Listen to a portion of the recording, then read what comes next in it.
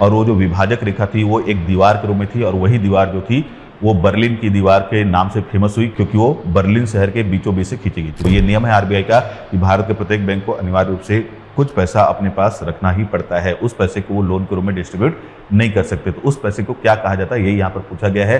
तो ये इस प्रश्न का जो सही उत्तर है वो है, प्रश्न में पूछा गया है कि इन चारों ऑप्शन में से वो कौन सा देश है जिसने 1986 में एक तरह से अपने देश से यूनाइटेड किंगडम का शासन समाप्त कर दिया है।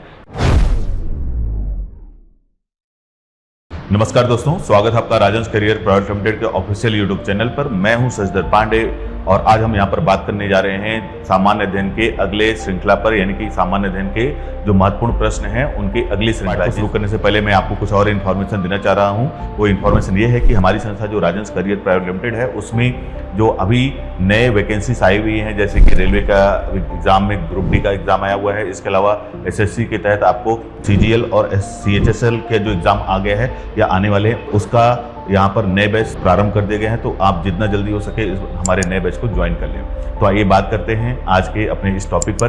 भारत के संविधान के अनुसार निम्नलिखित में से कौन सा मौलिक अधिकार नहीं है? तो ये प्रश्न संविधान से जुड़ा हुआ है और मौलिक अधिकारों से संबंधित प्रश्न है। पहला ऑप्शन है और पूछा गया कि कौन सा मौलिक अधिकार नहीं है। चार ऑप्शन दिए गए हैं। पहला स्वतंत्रता का अधिकार, ये मौलिक अधिकार के अंतर्गत शामिल है। दूसरा है जीवन और व्यक्तिगत स्वतंत्रता का अधिकार, ये भी आपका मौलिक अधिकार है। तीसरा दिया है समानता का अधिकार, ये भी आपका मौलिक अधिकार है। और चौथा ऑप्शन दिया है देश की रक्षा करने का अधिकार, ये मौलिक अधिकार के अंतर्गत नहीं आता, ये एक तरह से आपके मौलिक कर्तव्यों के अंतर्गत शामिल किया जाता है। तो इस प्रश्न का जो सही उत्तर है वो है ऑप्शन डी। बढ़ते अपने अगले प्रश्न की ओर। हमारा अगला प्रश्न है, भारत के संविधान के निम्नलिखित में से किस अनुच्छेद में यह प्रावधान है कि राज्य ग्राम पंचायतों को संगठित करने के लिए कदम उठाएगा?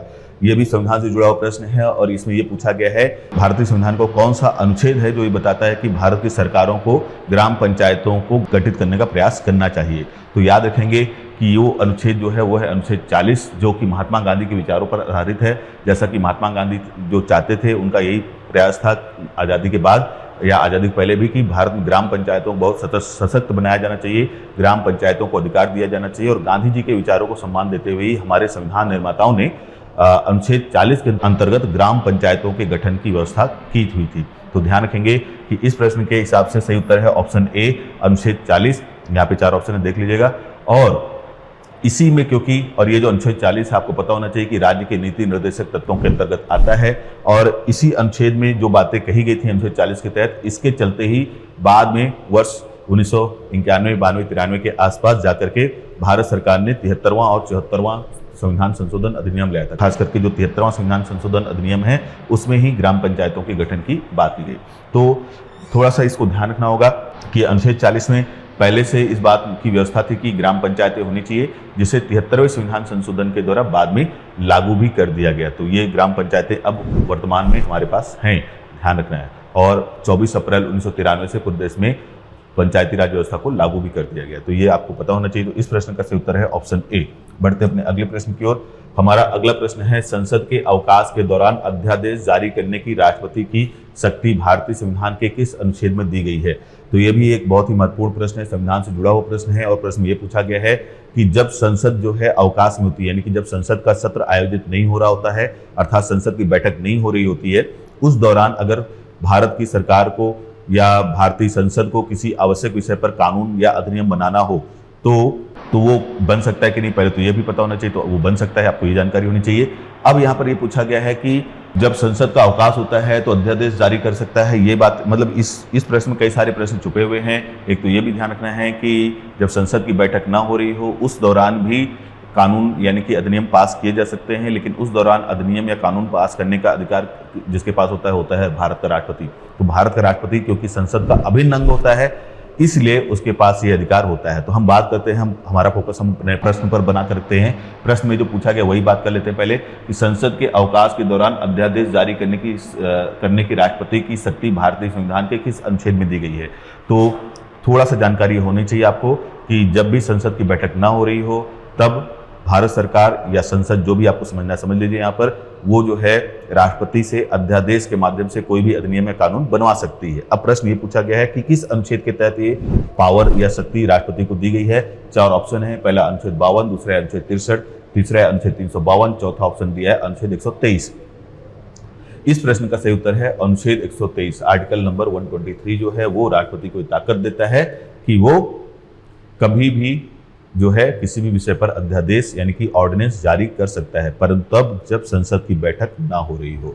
बढ़ते अपने अगले प्रश्न की ओर। हमारा अगला प्रश्न है, जमा का एक निश्चित प्रतिशत जिसे प्रत्येक बैंक को भंडार के रूप में रखना होता है उसे खाली स्थान कहा जाता है।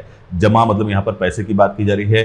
प्रश्न में ये पूछा गया है कि बैंकों को कुछ पैसा अनिवार्य रूप से अपने पास रखना पड़ता है, उस पैसे को क्या कहा जाता है। तो 4 ऑप्शन दिया गया है यहाँ पर। पहला दिया गया CRR, दूसरा ऑप्शन दिया गया है आपका compulsory deposit in central bank, तीसरा ऑप्शन दिया गया फिक्स्ड डिपॉजिट विद RBI और चौथा ऑप्शन दिया है स्टैट्यूटरी लिक्विडिटी रेशियो SLR। तो यहाँ पर ये जो 4 ऑप्शन दिए गए हैं इनमें से एक उत्तर है आपके सामने। और प्रश्न पर ध्यान देना है। प्रश्न ये पूछा गया है कि हर बैंक को अपने पास कुछ पैसा अनिवार्य रूप से स्वयं रखना पड़ता है। तो प्रत्येक बैंक को, ये नियम है RBI का कि भारत के प्रत्येक बैंक को अनिवार्य रूप से कुछ पैसा अपने पास रखना ही पड़ता है, उस पैसे को वो लोन के रूप में डिस्ट्रीब्यूट नहीं कर सकते। तो उस पैसे को क्या कहा जाता है, यही यहाँ पर पूछा गया है।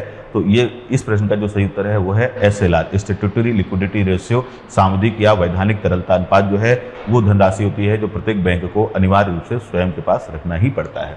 तो प्रश्न का उत्तर है ऑप्शन डी। बढ़ते अपने अगले प्रश्न की ओर। भारतीय रिजर्व बैंक के केंद्रीय बोर्ड में किसी भी समय अधिकतम कितने पूर्णकालिक डिप्टी गवर्नर हो सकते हैं। तो प्रश्न बहुत तथ्यात्मक है और प्रश्न पूछा गया कि किसी भी समय RBI में कितने डिप्टी गवर्नर होते हैं। तो इस प्रश्न का सही उत्तर है 4। ध्यान रखेंगे 4। तो इस प्रश्न में ऑप्शन सी जो होगा वो सही उत्तर होगा। बढ़ते अपने अगले प्रश्न की ओर। हमारा अगला प्रश्न है, निम्नलिखित में से कौन सा कथन उच्च शक्ति वाले धन को उपयुक्त रूप से परिभाषित करता है। तो यहाँ पर ध्यान देना है। प्रश्न पूछा गया है उच्च शक्ति वाला धन, इंग्लिश में which of the following statements apply aptly defines high powered money. तो प्रश्न में आपको ध्यान देना है कि किसे, इन 4 ऑप्शन में से किसे हाई पावर मनी या उच्च शक्ति वाले धन के रूप में परिभाषित किया जा सकता है या किसे कहा जाएगा हाई पावर मनी। पहला ऑप्शन है आपका सेंट्रल बैंक द्वारा जारी की गई मुद्रा जिसे जनता या वाणिज्यिक बैंकों द्वारा रखा जा सकता है। दूसरा ऑप्शन है परिवारों या व्यक्तियों द्वारा उपभोग किया गया धन। तीसरा ऑप्शन है कुल सरकारी खपत की अधिकता। चौथा ऑप्शन है परिवारों या व्यक्तियों से एकत्र किया गया धन और बैंक में जमा किया गया धन। तो ये जो ऑप्शन दिया है उसको ध्यान दीजिएगा। तो ये जो चारों ऑप्शन है उनको आप ध्यान में रखेंगे।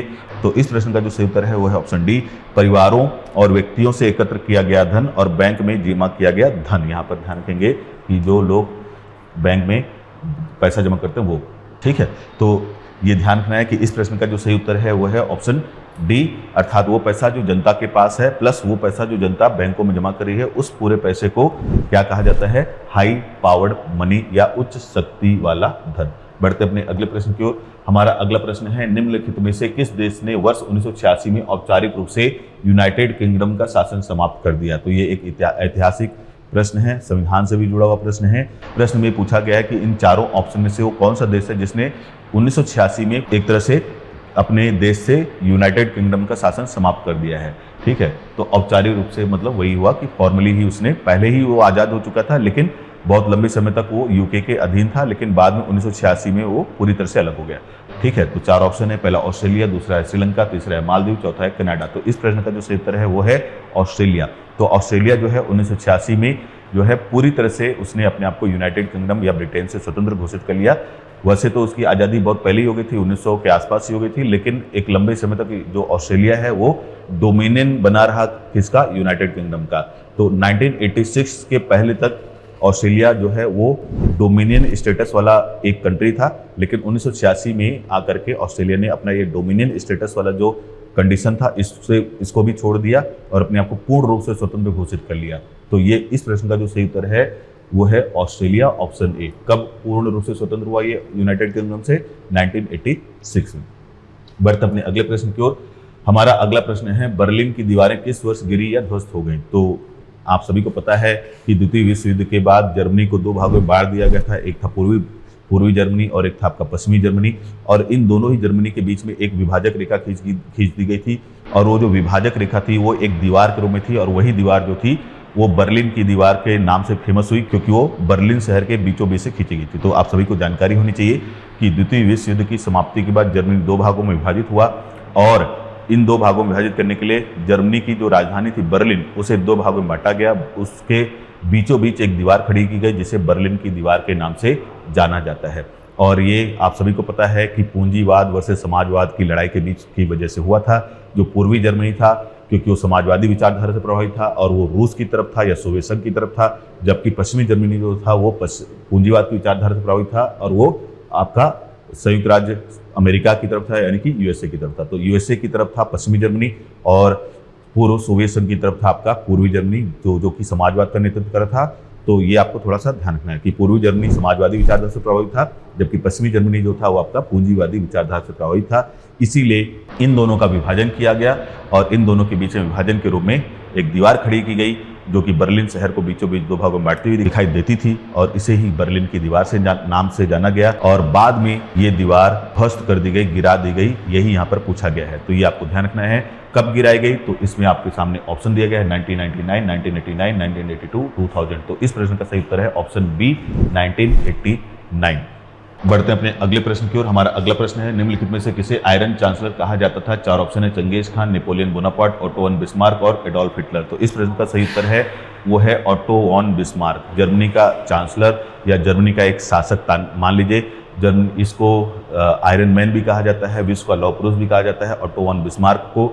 और इस प्रश्न का जो सही उत्तर होगा कि आयरन चांसलर कौन कहलाता है, वो है आपका ओटो वॉन बिस्मार्क। बढ़ते अपने अगले प्रश्न की ओर। हमारा अगला प्रश्न है, बाहरी झटकों के विरुद्ध मुद्रा आपूर्ति को स्थिर रखने के लिए मुद्रा बाजार में किसी देश के मौद्रिक प्राधिकरण द्वारा हस्तक्षेप को क्या कहा जाता है? चार ऑप्शन है, पहला सट्टा मांग, दूसरा आरक्षित जमा, तीसरा बंध्याकरण, चौथा है वैधानिक तरलता। तो इस प्रश्न का सही उत्तर है स्टरलाइजेशन, बंध्याकरण। ठीक है, ध्यान रखेंगे, इस प्रश्न का सही उत्तर है स्टरलाइजेशन या बंधीकरण। तो बाहरी झटकों से बचाने के लिए, किसी देश को बाहरी मुद्रा आपूर्ति के बाहरी झटकों से बचाने के लिए जब उस देश का सेंट्रल बैंक कोई उपाय करता है तो उस उपाय को क्या कहा जाता है? स्टरलाइजेशन या बंध्यकरण। तो इस प्रश्न का सही उत्तर है ऑप्शन सी स्टरलाइजेशन या बंध्यकरण। तो आज के इस वीडियो में जो हमने ये सारे महत्वपूर्ण प्रश्न देखे हैं, ये प्रश्न कभी न कभी किसी न किसी एग्जाम में पहले भी आ चुके हैं। आपको इस बात पर ध्यान रखना होगा। तो आज के इस वीडियो में केवल इतना ही। मिलते हैं अपने अगले वीडियो में, तब तक के लिए धन्यवाद।